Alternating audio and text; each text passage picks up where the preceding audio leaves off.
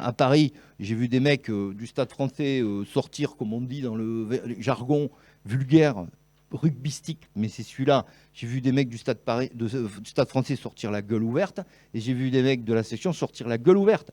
Donc, avec un match qui, à mon avis, n'aurait pas été et n'était pas dans les faits de match, n'était pas, je dirais, il n'était pas normal que ce match, on le ramène à Pau avec 4 points.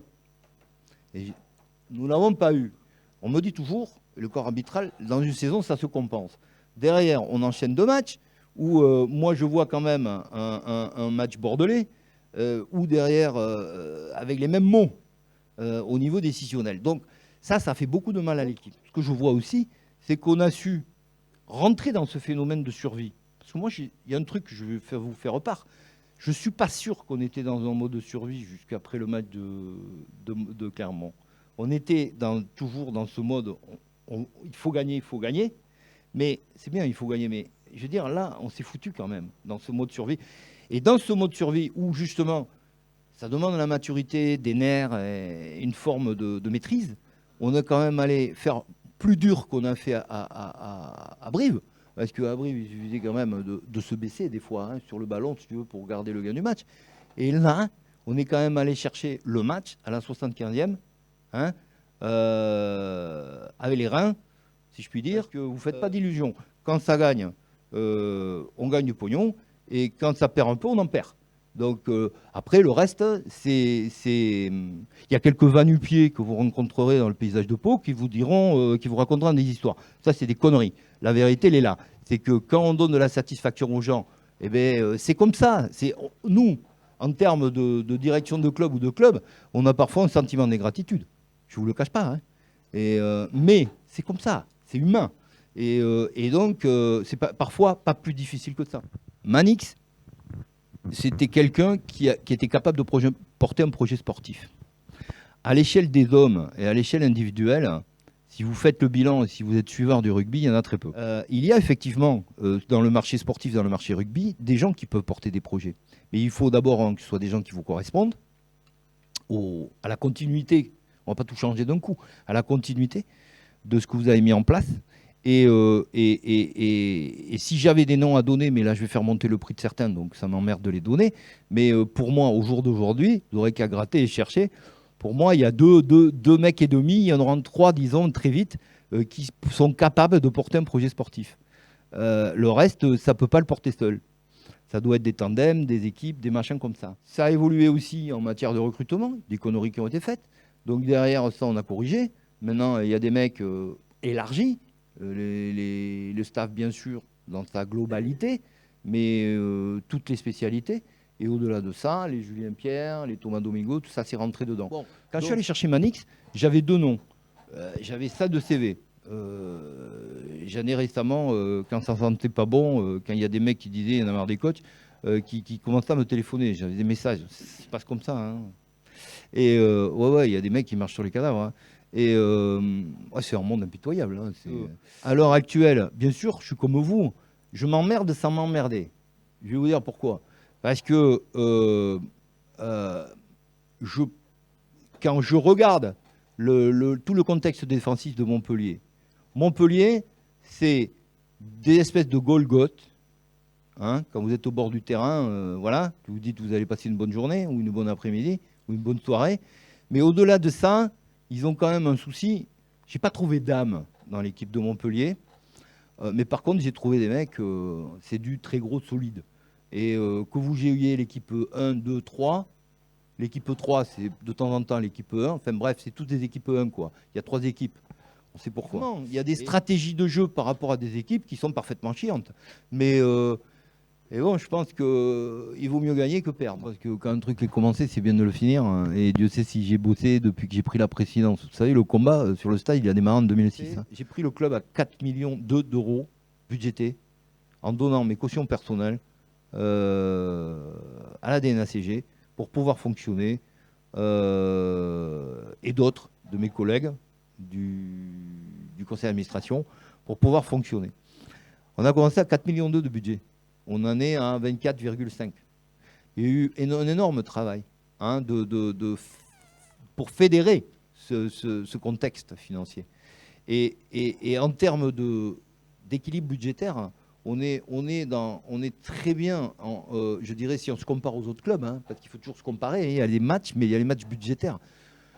On est très bien dans un contexte, je dirais, en partenariat. On est fort, on est plus fort que Bordeaux en partenariat, on est plus fort que beaucoup de clubs. Par contre, on est faible dans la partie grand public et du prix des places. On est faible. Et c'est un handicap. Vous rencontrez des types qui vous diront qu'avec 9 millions, ils seront champions du monde. Moi, je vous dis, les écoutez pas. Hein, ne les écoutez pas. Vous pourrez faire des choses dans ce monde professionnel et dans ce rugby. Vous pourrez commencer à espérer entre 10 millions et demi et 11 millions de 3, c'est-à-dire au salarié cap. Point final. On pourra commencer à faire des choses. Et encore, sans faire beaucoup d'erreurs. Hein. Dès qu'il y en a 2 ou 3, c'est compliqué. Et donc, et on en fera toujours. Qu'est-ce que vous allez faire d'Adrien C, qui est quand même le meilleur de vos joueurs? Moi, je sais qu'on va refaire la place Clémenceau, donc je suis pour une statue sur la place Clémenceau. Si je m'étais lâché le soir du Stade Français, et c'est pour ça que je parle plus à chaud. Hein. Un jour, j'étais à Oyonnax, j'avais gueulé comme un veau, avec des mots, à l'époque, ça coûtait moins cher, hein, et puis on vous disait rien. Là maintenant, depuis l'histoire Mourad, là, c'est Chéreau, et puis bon, on peut aller regarder les matchs pendant un moment à la maison hein, aussi. Donc, même pour un président. Donc, pour être sérieux, je réagis plus à chaud, parce que ça sert à rien. Parce que derrière, en plus, j'ai toujours considéré, et je le dis avant de parler globalement de l'arbitrage, si à un moment donné on en est là, c'est que moi je ne crois pas au hasard, c'est ce qu'on induit qui est important. Donc il y a de l'injustice, parlons de l'injustice, et il aime bien à un moment parler de l'injustice, et on va en parler, mais au départ il faut faire gaffe, c'est pas de la faute des autres, c'est toujours sa faute, et si on veut avancer, c'est sur soi-même qu'on regarde. On ne regarde pas les autres. Donc ça, je veux le dire. Parce qu'il y a des joueurs qui écoutent, ils savent que c'est ma philosophie, et ça sera toujours celle-là. Et qu'on vient de ne pas me raconter que c'est l'arbitre. Quand on révèle un jeune, on a un plaisir extraordinaire de l'avoir révélé. On a une satisfaction des éducateurs, on a tout ça. Mais on sait, le président, il sait une chose, lui, dont le staff se fout éperdument au premier abord. Il n'y pense pas. Ce qui est normal qu'il n'y pense pas. Mais il y pense quand on commence à recruter, à rediscuter les contrats. Quand vous révélez un mec, vous savez qu'il va vous coûter le double. Parce que vous avez un peu changé de génération. Les mecs gèrent leur carrière.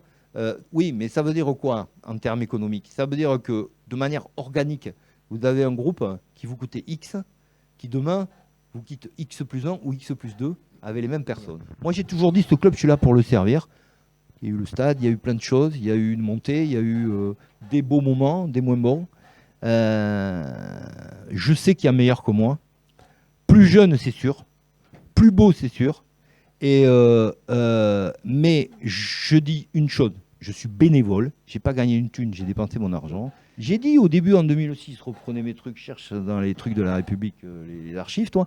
J'ai dit, où ce club, on le sert ou on le dégage? On le sert ou on s'en va. On ne se sert pas. Parce qu'à l'époque, c'était le grand jeu. J'ai donné l'exemple. Et je pense qu'il y aura une évolution. Parce que un club, maintenant, il faut y être du matin au soir. Du matin au soir. Alors, de manière bénévole, en fin de vie, comme moi, et derrière, avec quand même une femme qui gueule, ça devient compliqué. On a tous une vie, quoi. Et je suis légitime pour en parler parce que je ne gagne pas d'argent. Donc, j'aspire un peu à des choses. Donc, si vous voulez, moi, maintenant, mon honneur et mon travail, c'est préparer ce club. Alors, malheureusement, ça va être de démêler les emmerdes du Covid et le reste. Mais ça, bon, écoutez, on le fera. Mais par contre, c'est préparer ce club pour l'avenir. Effectivement, un mec comme Antoine Herbani a eu la patience. Tous les mecs ont pas cette patience. Que Denis dise à un moment donné, non, moi, je ne vais pas attendre, je veux jouer plus de suite. Hein. Après, ça devient personnel hein, par rapport à cette attente-là. Vous voyez donc, on peut l'avoir chez les jeunes, le même problème. On peut perdre en jeune à cause de ça.